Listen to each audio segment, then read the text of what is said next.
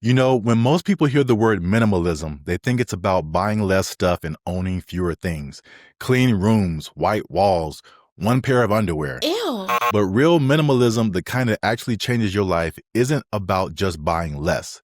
It's really about understanding more. It starts with the inward journey that most people never talk about.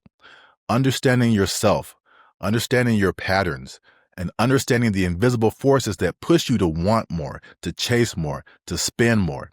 And what I'm about to share might completely change the way you see money, success, and even happiness itself. What's up, everybody? I'm Zap Breath, musician and actor turned content creator, and I'm here to help you design a practical and personal money blueprint that provides a sustainable framework for achieving your financial goals. And you're going to want to stick to the end of this video because I'm going to show you how you can become a minimalist master by becoming aware and taking control of four forces that are heavily impacting every purchase you make. And if you don't get a handle on these things, there is no amount of budgeting or decluttering that can make you financially free.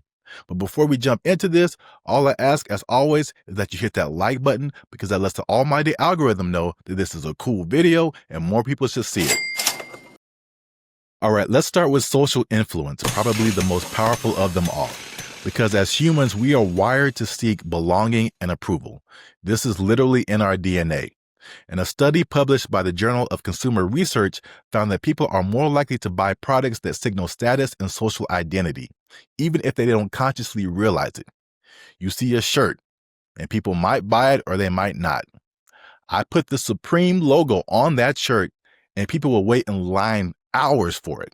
This is an easy one, right? How many things have you bought for status?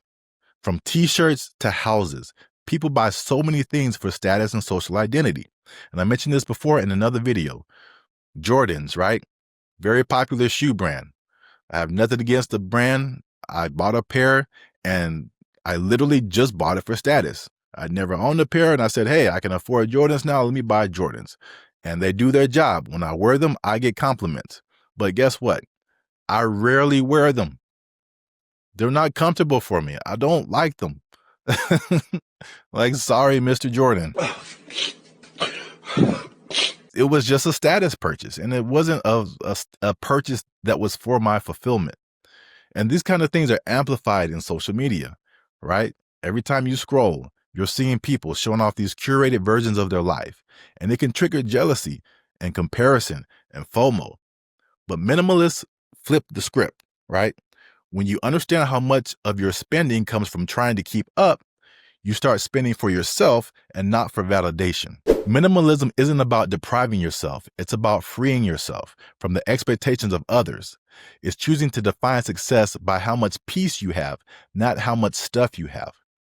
Now, another thing that might be preventing you from having peace is the fear that you might miss my next financial insight. I know, I can feel it. So, what you probably should do right now is subscribe to the channel, because if you made it this far, then it's likely that you're enjoying my content. So if you want to see more videos, hit that subscribe button. Next up, let's talk about emotions. Research from Harvard Business Review shows that emotional purchases make up the majority of consumer spending. For a lot of you, your emotions control your wallet. You shop when you're stressed. You shop when you're bored. You shop when you're lonely, when you're sad, when you're happy. That treat yourself moment after a long week, that's emotional spending, and it can feel good in the moment, but a lot of times it leads to regret later. And minimalism helps to break this cycle.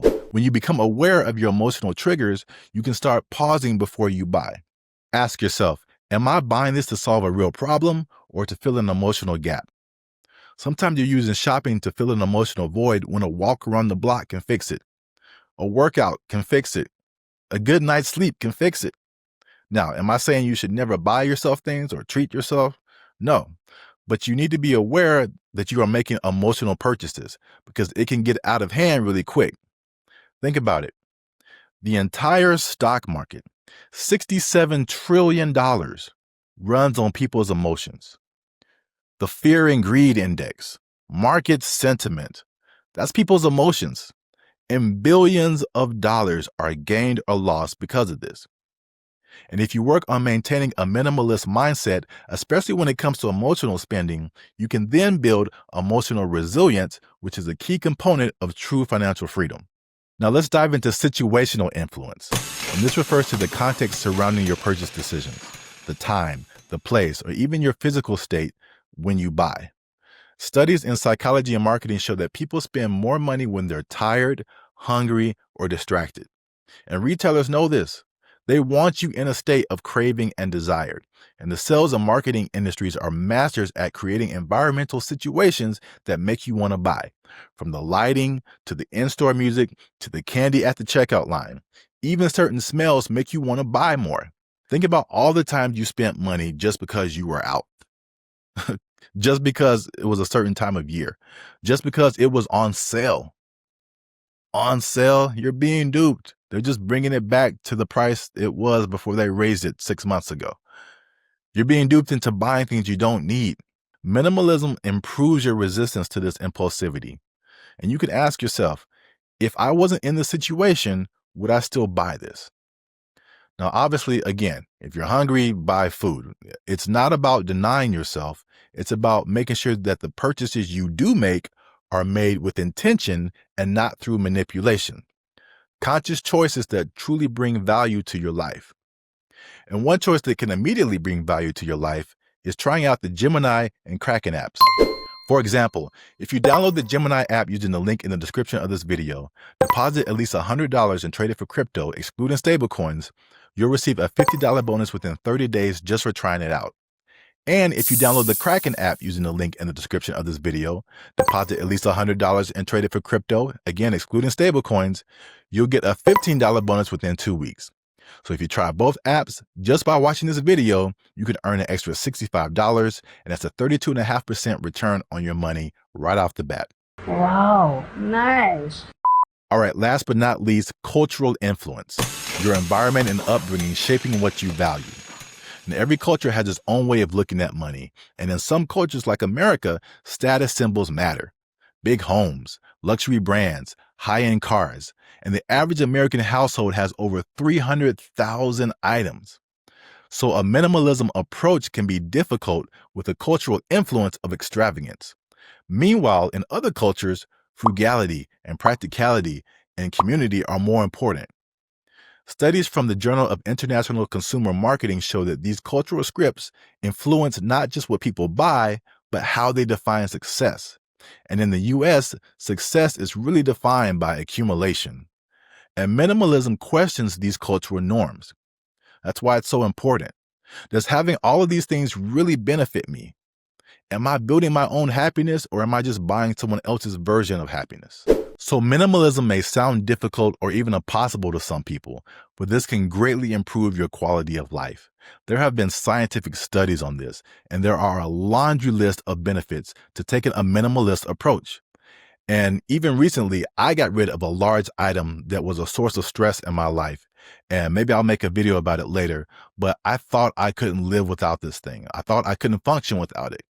And now that I don't have it, it's been about 2 months now, I feel so much better. I'm doing fine without it. And on top of all of that, I'm able to save a ton of money because it's not putting the drain on my finances that it used to. And, this is the kind of thing that might not even make sense until you try it. But the key to having more is actually having less. And when you understand the psychology behind all of this, social, emotional, situational, and cultural influences, and get to a place where you can master yourself, then you can master minimalism. And once you understand why you spend, you gain the power to choose when and how you spend. Again, it's not about restriction, it's about intention, and your life can be full even when it looks simple. Now, if you like this video, click that share button. Share it with at least 2 people you think would benefit from this information. Thanks again for watching, and I'll see you on the next one.